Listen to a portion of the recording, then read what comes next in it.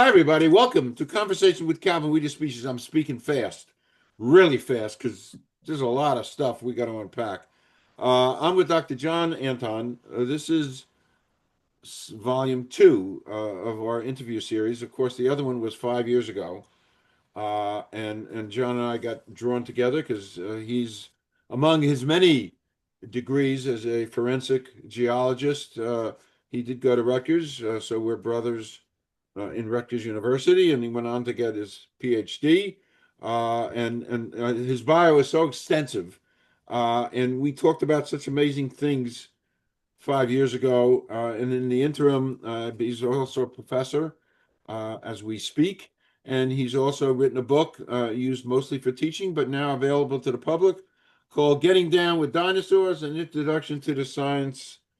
Uh, uh, and that's actually a rendition of John in the picture. So he was around back then.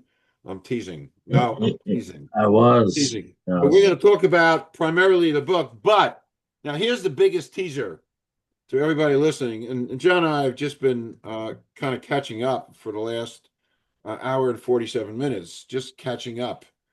His Mm. life, by the way, I didn't say this to you, but your life and your journey is a screenplay somewhere waiting to be written. And the pièce de resistance to all my listeners early on, I'm telling you, our next little get together, it's not going to be 5 years, it's going to be a couple of months.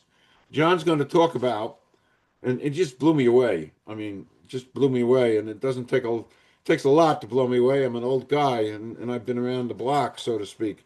But John is going to talk about in a couple months that Jurassic Park, based on some DNA things he's been kind of looking at, can be a reality, ladies and gentlemen out there in conversation with Calvin and Viewerland. That is about as provocative a statement, and I'm going to actually drop it and leave it, and you all can. Here's a word I looked up before we went on air. You all can cogitate on that word. It's a nice word, cogitate, on Jurassic Park can be a reality based on the work he's done with DNA and those creatures from a long time ago. Uh, um, and maybe whatever. I'm now a little verklempt. I don't even know what to say here. So we're going to leave it at that, and we're going to jump into talk about some aspects of John's book, uh, uh, Getting Down with Dinosaurs, and then we'll kind of branch off into some other interesting things while time allows us. So I'm done with this. I hope a very intriguing monologue. John, if you want to say a few words about a little bit of your background and journey, and then we will jump into the book and other things.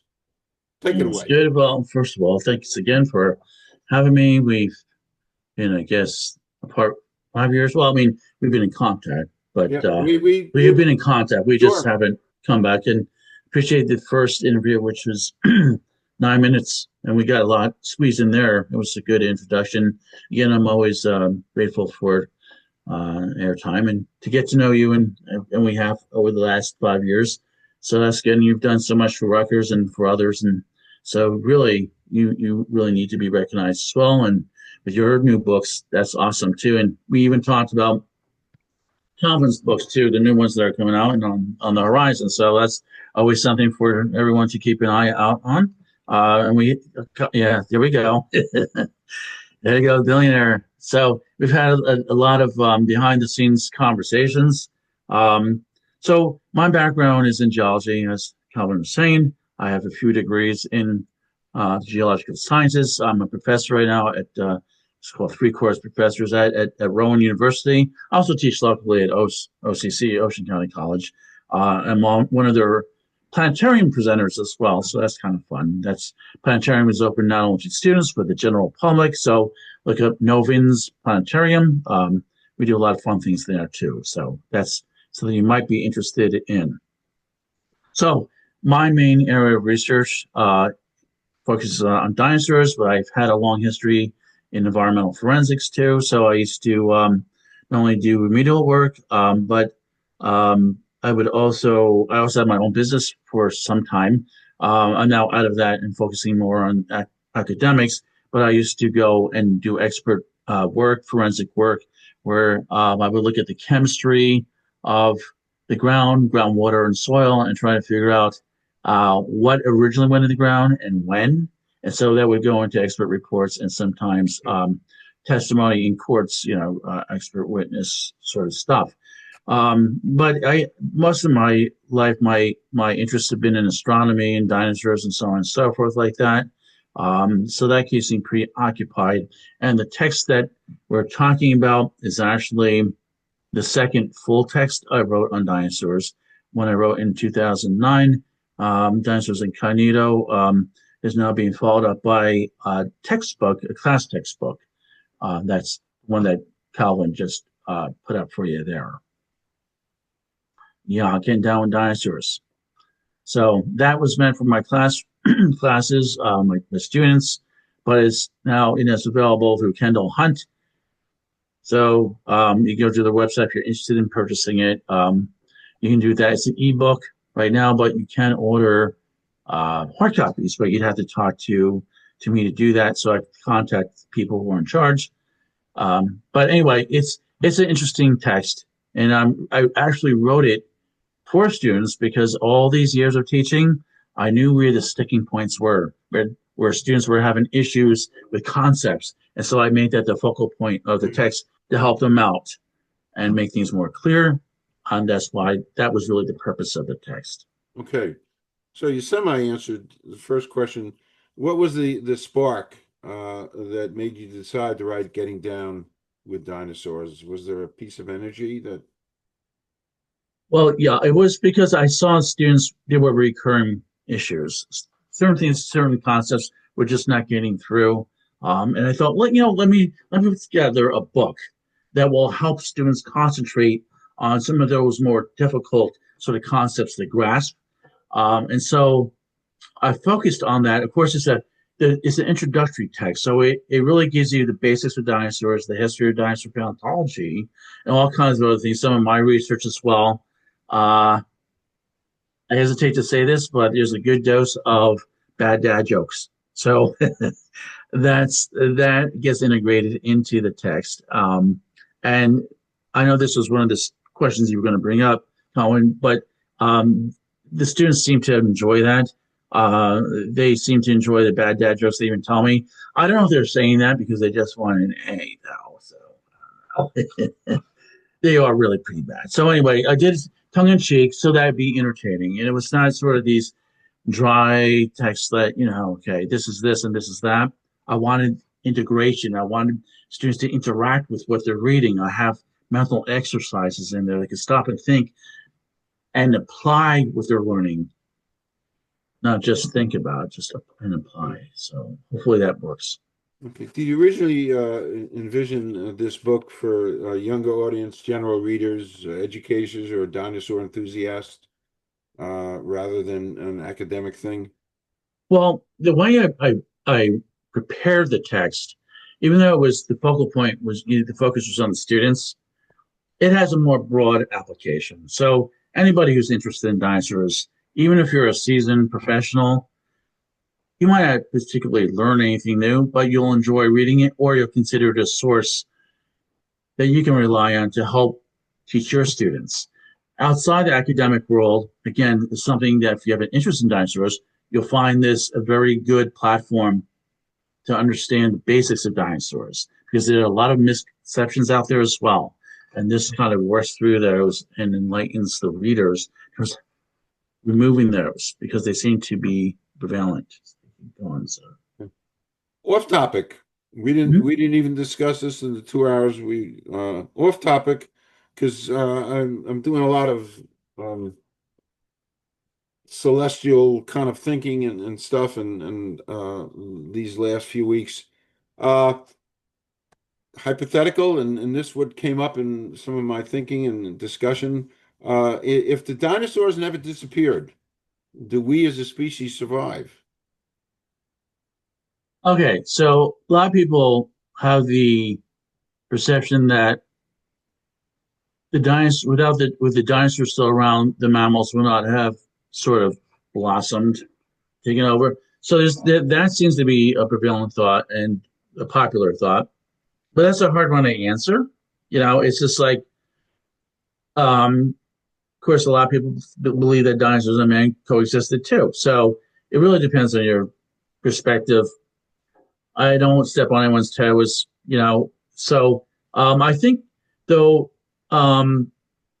what people can wrestle with that thought. It's interesting. I wouldn't know the answer in terms of if you took any species away. I don't care whether it's dinosaurs or something else. What happens to mankind? I know that um, from from current situations that anytime we lose a species, it has it has an eternal impact on everything else. So because everything's interconnected, by removing a tree, it might not seem like anything, but something lived in that tree or relied on the tree for food or habitat. So that's what I teach in my ecological studies, my class in environmental studies, that everyone needs to be very good stewards of what we have. And it might be okay in one's mind that if we lost a species here and we lost one there, that's okay. Survivability is really tied to biodiversity. The more diverse any given, say, ecosystem is, the healthier it is. Because if something attacks some specific component of that and it collapses, there's still enough around to keep it going. When you lack that diversity, the impacts are substantial, or at least greater than if you lose something within a more biodiverse situation. So removing dinosaurs as a whole certainly had a significant impact on the Earth's biological history.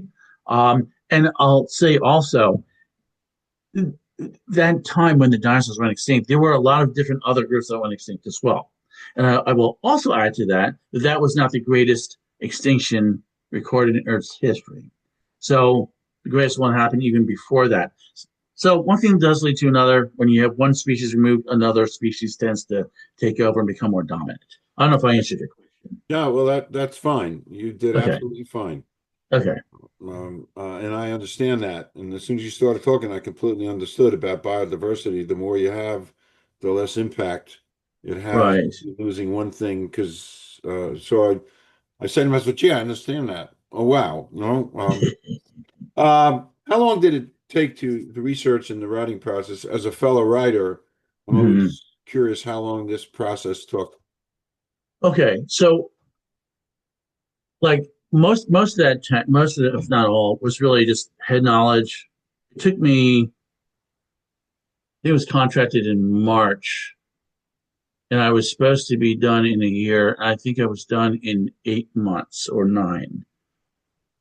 So I basically just wrote every day, and I just kept going. In fact, the contract was for half the text, half the amount of what I actually wrote.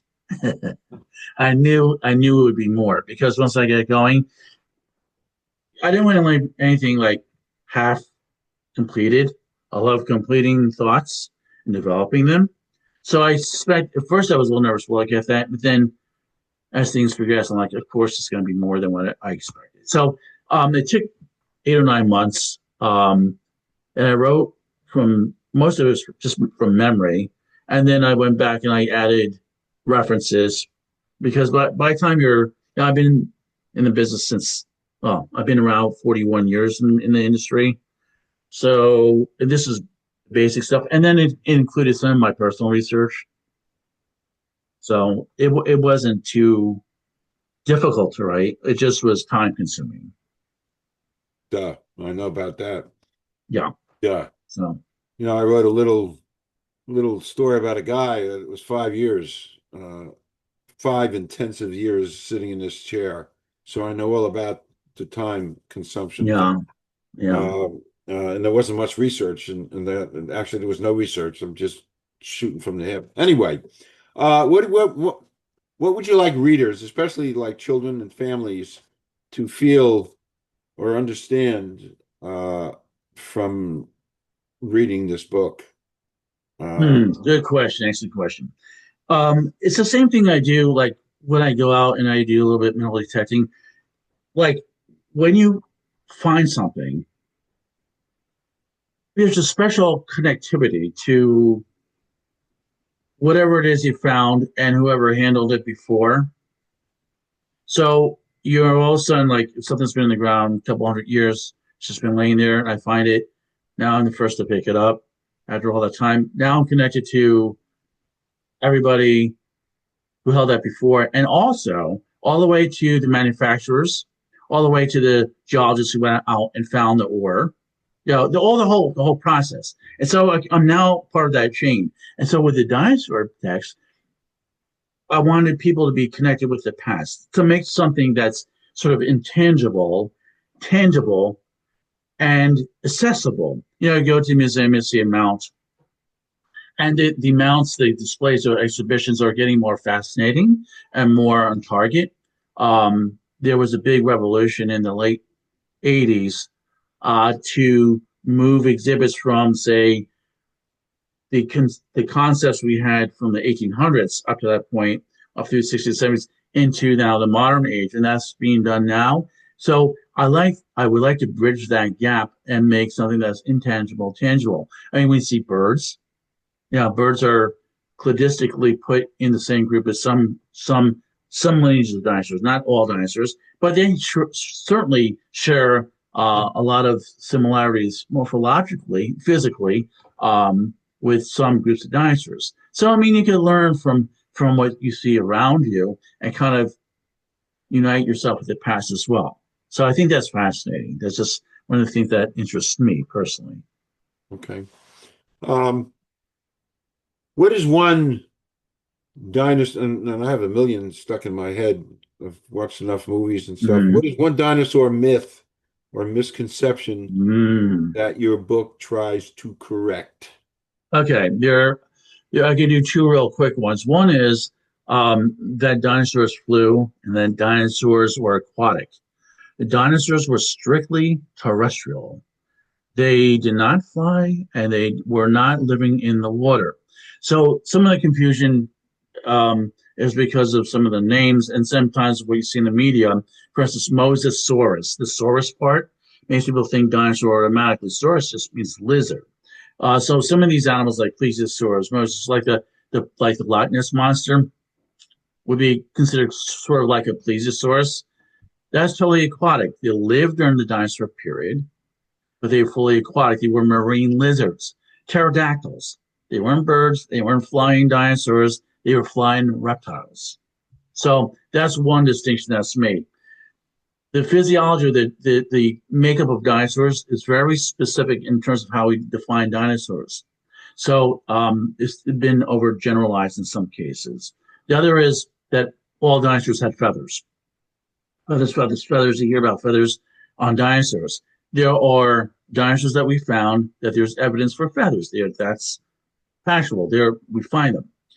There's a certain lineage, but it's not like all dinosaurs had feathers. So that's the other one. I think that those are sort of like the two prevailing ones nowadays.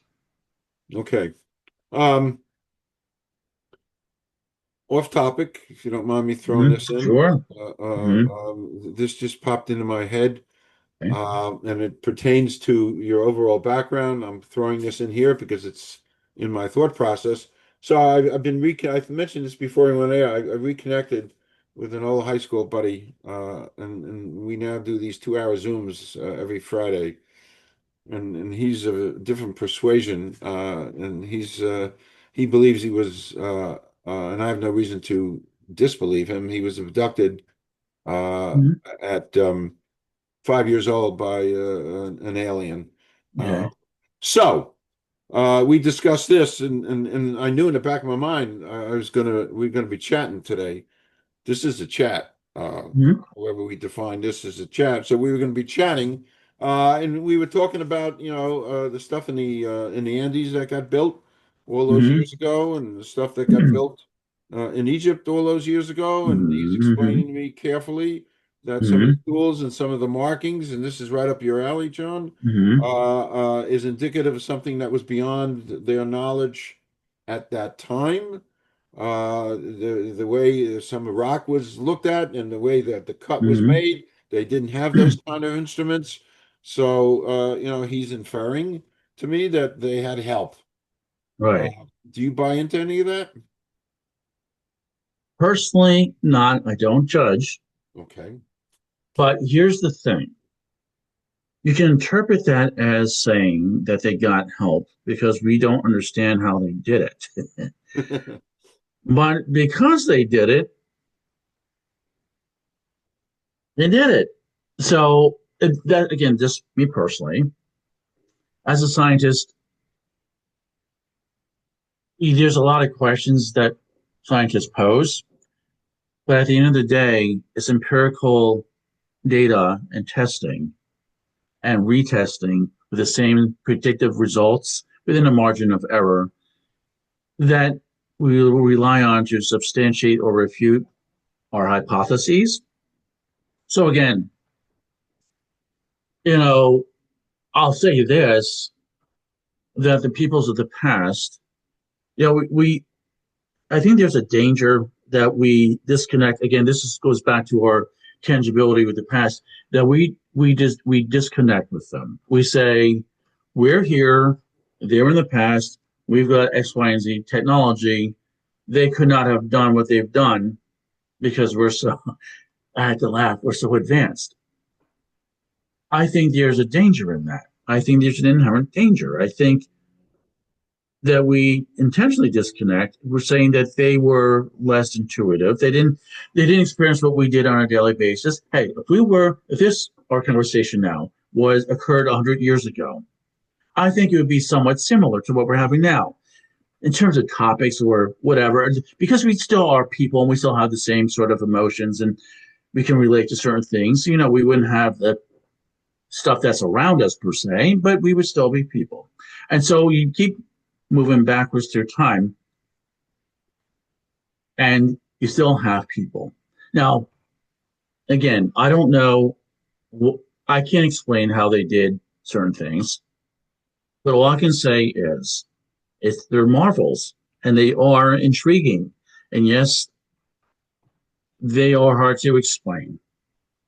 So, but if you think about the purposes of them, why were they built? It's something that we can relate to. Worship or sell, business, something societal purposes. So I don't know. That's where I land. Yeah, it was a provocative discussion that I had with my friend Bill. Mm-hmm. Mm-hmm. And I'm spiritual, and Mm-hmm. he's saying somebody came down 250,000 years Mm-hmm. ago, and they're still hanging around, and and it was fascinating. These are all just Mm-hmm. Mm-hmm. fascinating things. Probably make a good Spielberg movie, maybe. Mm-hmm. That they saw there was some shortcomings in our design, so they genetically Mm-hmm. rearranged us back then Mm-hmm. to make us what we are now. Yeah, just fascinating. Sure, chit chat. Yeah, it's Yeah, interesting. fascinating chatting, and that keeps us, zooming for 2 hours. Well, Uh, I think I've seen some of those people on the subway in New York. Not him. I mean, the people who's talking yeah, about the aliens, the yeah, whatever. yeah. So So it's anyway, all fascinating stuff, and yeah, it's fun. It's fun. it is It's fun. fun, and I read Yeah. current events, and they're Mm-hmm. I guess they're at the precipice, Congress, of releasing some of that stuff. Mm-hmm. And I know there's a documentary, Joe Dana or somebody's coming up with some of this stuff Mm-hmm. Okay. that they've kept hidden away. It's all Mm-hmm. fascinating. It's Um, interesting. It's yeah, it's it a nice is. conversation. It is. It's all conversation, and that's what I take it as. Yeah. Okay, Yeah. moving along. Mm-hmm. Um, I like this question. What can studying dinosaurs? This is, by the way, it's heavy stuff. Mm-hmm. So I think, what can studying dinosaurs teach us about modern climate, ecosystems, and extinction events? Very good. Yes. Excellent. Excellent question. Okay. So, Do I want to hear Bill, the answer? Do I want to hear the answer? oh, I think so. Okay. Yeah. No. So, the dinosaurs and of course the other animals that went extinct. during the end of the Cretaceous. Um, there's a main theory is that an asteroid came in and Chicxulub in Mexico and caused a catastrophic series of events that eventually led to the starvation of a lot of animals. Um, we that's where most paleontologists or a lot of paleontologists will agree is that it was starvation that killed the dinosaurs and a lot of the other animals at the time. So even though the asteroid impact came in and there were catastrophic events associated with the tsunamis, fires, and so forth, eventually it was the food chain that was interrupted and that caused the extinction event. So what we try to learn, even if we say dinosaur bones, and we look at the histology of the bones, we look at things that dinosaurs were experiencing, or other animals at the same time, various forms of cancer and disease. It's archived in the bones and such. And so we also look at the climates. What we're looking at are sort of the remnants. We look at the stratigraphic layers in which the dinosaurs' bones are laid in and other fossils, and we're able, as geologists, to read the rock like a book. We're not always going to be right, but we're pretty good at it in most cases. And so we can look at the sediment, the grain size of whatever we're looking at, the stratigraphic layer, and other clues, maybe that indicate flowing water or how fast it was going, where it was going. Maybe it was arid, whatever it was. It might have been a very well-developed forest, whatever it might be. So we look at all these things and we piece them together, and we look at what's going on, and we look at what happened through time. So we read one page at a time, go through, and we try and piece it together the best we can. And so by understanding the demise of the dinosaurs and the demise of other species, what were the triggers and what were the responses? And that information is so critical because we can take that information and apply it to today. We can look at the animals that are going extinct, that are say on the threatened or endangered list, say, hey, we learned this from the past. Let's apply this sort of measure, these measures here, and help stabilize that species or that group and maintain the health of the environment. See, ultimately, I think I said this earlier in our conversation today. If not, certainly I think we are the stewards. I think I did say that we have this responsibility of being good stewards, and I say that to all my students, regardless of the type of class I'm teaching, whether it's environment with dinosaurs, whether it's on the mineralogy and petrology. I tell them that there's one unifying here. I teach them that there's one unifying goal I have, irrespective of where I'm teaching, irrespective of the course, and that is to teach them how to think critically. By understanding what is being taught, if they can understand the concepts, they can run with it, they can grow, and then they can appreciate this planet and they can appreciate each other, humans, each other. I think that humans and animals and flora, everything, I think, at some level is being underappreciated. And I think if you underappreciate it, you don't have the respect and you don't take the responsibility of doing your part to maintaining it. So that's it in a nutshell. Oof. Yeah, it's funny. You talked about the starvation, and you mentioned before you're a night person. I beat you. You stay up at 2, 3 in the morning. I popped off to sleep at 3:30 last night. Why? Because I started watching. I don't know how and why I landed on a channel. I never watch it, but it was I don't know, channel 139, 130, something like that. But they were having book reviews of authors who written books about our food disappearing, Hmm. our Oh food yeah. disappearing, and how it affects us as a species, and we've got to. It's interesting because 3 years ago, and I had a little climate group that I organized. With people all over the world. There was about 20, 25 of us. Once every few months, we'd get together. I didn't even think to whatever. We did it for a year and a half. But in the focus of what we were talking about was 1.5 degrees We got to keep it from going above that. And I said 3 years ago, there's no way on earth we'll ever. You can talk, you can have all your COP 26s and all your stuff out there and all your verbiage, and we ain't never. I'm talking like James Cagney again. We ain't never gonna achieve that. We're just gonna go flying above that. So I don't know why the emphasis is to keep it at 1.5. I think the emphasis ought to be how we live with it. The sustainability thing. That's a very good point because we Uh, do have sustainability. Of course, that's it. that's it. And lo and behold, 2 weeks ago, Bill Gates, who's this Hmm. wonderful guru environmentalist, came out and said, I think we need to focus not now on the 1.5. I think we need to focus on how we're going to live with it. Because so I said this 3 years ago to my group, and Bill Hmm. Gates is finally saying it in public. Yes. And part of that is the food and the starvation. So we as a species, because that's the title of this, Right. we Right. the Right. species, we Yes. as a Hmm. species have to really do some deep thinking. Anyway, I had to say that. No, Uh, that's good. It's yeah, important. yeah, it is. You know what? It is good. It is good. It's funny in my book that you're reading.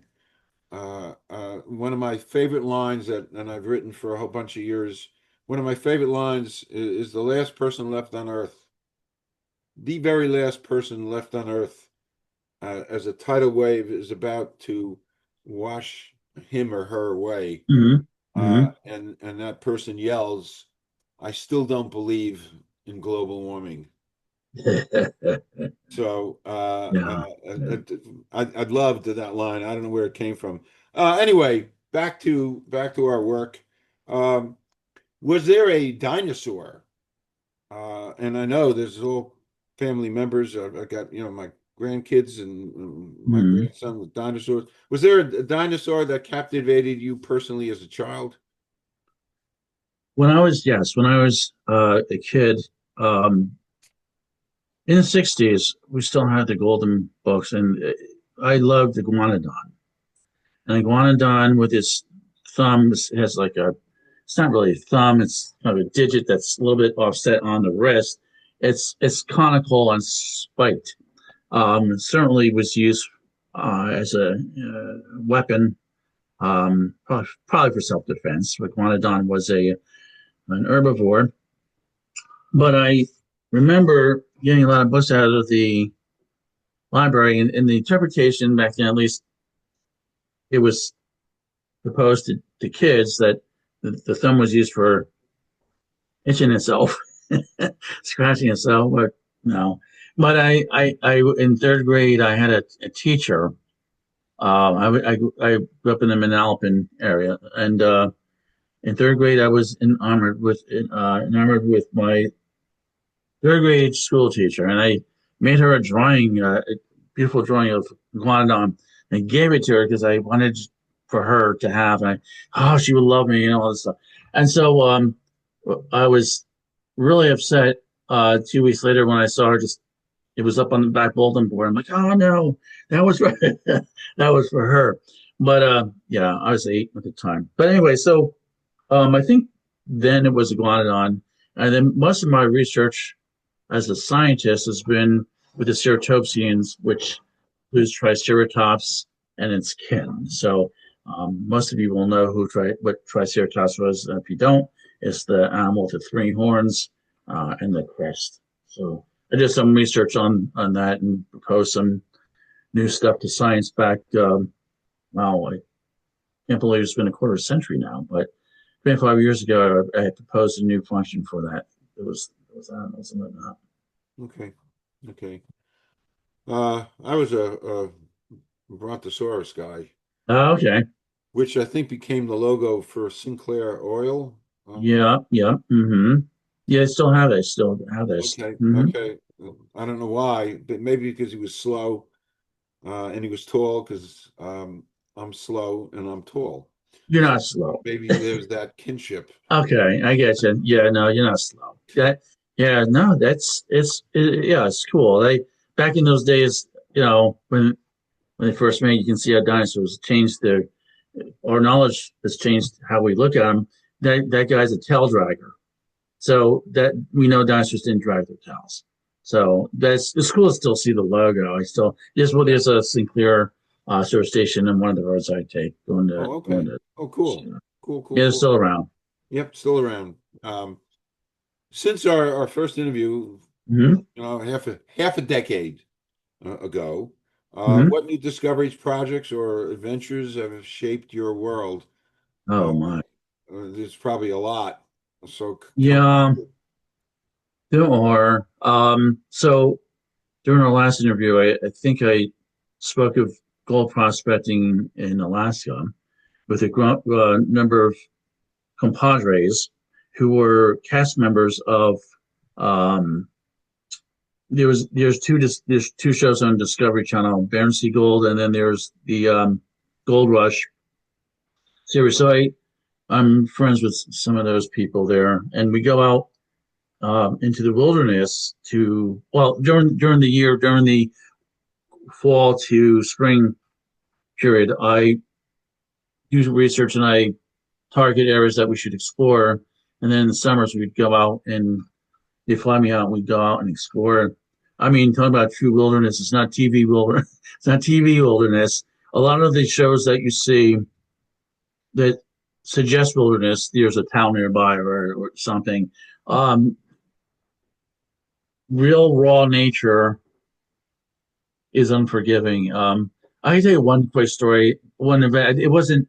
Oh, since the last. Maybe it was last since the last time we talked. I don't remember, or maybe it was just before that. But there was one time we were leaving the wilderness to go back to camp, and we were on four wheelers, and I was the last in the group there, and everyone had already gone. And it was just my buddy and I. He was one. He was maybe 100 feet ahead of me, and he had some garbage tied to his four wheeler garbage bag that we were going to remove.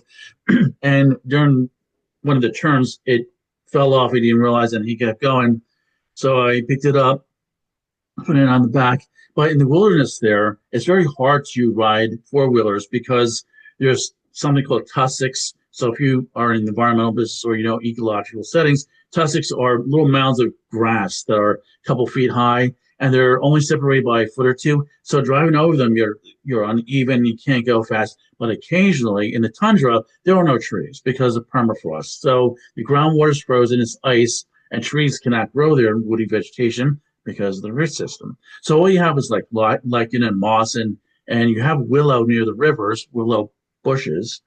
But otherwise, you have rock. And sometimes you'll go from the tussocks into these flat areas where there's this rock, and you can get up 60, 70, 80 miles an hour on some of those four wheelers. And one time I was coming up, I had tied the guards back. I started going, and I realized there was a bird, a large one. I don't even know what it is. It could have been is in that area because we're right across from the Bering Strait. A lot of different species of birds go through that area. But it was a large bird. It was almost like a goose, but it really wasn't. But it had a large wingspan, beautiful white bird with the orange underneath it. But it came up off the ground as I'm going, and I was only going maybe 20, 30 miles an hour at the time. It came up on my right, and it was only a couple feet off the ground, and the swing was almost within touch on my right hand. So it was flying parallel next to me, and I noticed it kept looking up at me. I noticed it wanted to go in front of me and onto the other side of where I was. Now there's no roads, so it started speeding up. So I sped up. It started speeding up, and we got up really fast. And it kept looking up at me. The faster we went, the faster I went up. I knew what I said. Look, you're not passing me because I'm from Jersey. And so we were flying. I mean, we were ripping through. I don't know how fast we were going. We were going up. I think I was going over 60. And finally, I threw my head back and roared like a wolf. And that's all the incentive it needed. Put the back burners on, right in front of me, and took off and got to where it was going. So you have these fun little things that happen to you. But the terrain out there can eat you up. You go off a cliff. One of my friends did.